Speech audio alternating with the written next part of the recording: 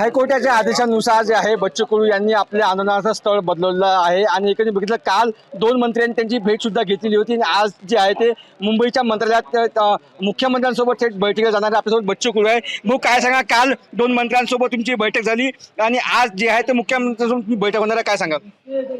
आज संपूर्ण बैठक झालेली आहे। खरं तर आम्ही मंत्री महोदय आल्यानंतर एक त्यांच्याकडून वाटून घेतलं की मुख्यमंत्री महोदय कर्जमुक्तीचं टायमिंग देत आहे का।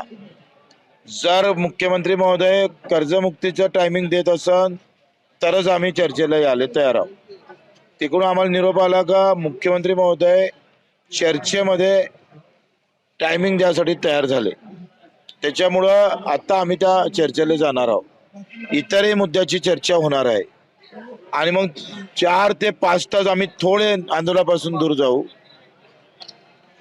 जर सकारात्मक निर्णय झाला नाही तर 31 तारखेला आमचा रेल रोको कायम आहे। आम्ही रेल्वे रोखणार।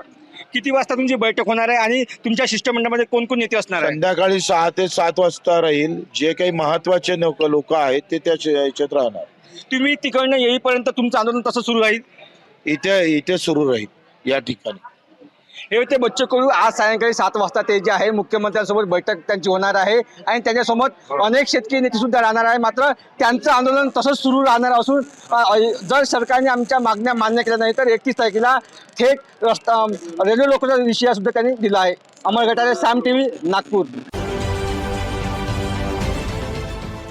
देश विदेशातील प्रत्येक घडामोडींचे लाईव्ह अपडेट मिळवण्यासाठी आता साम टीव्हीच्या सर्व सोशल मीडिया प्लॅटफॉर्मला लाईक, फॉलो आणि सबस्क्राईब करा। तसंच सर्व नोटिफिकेशनसाठी बेल आयकॉन प्रेस करायला विसरू नका।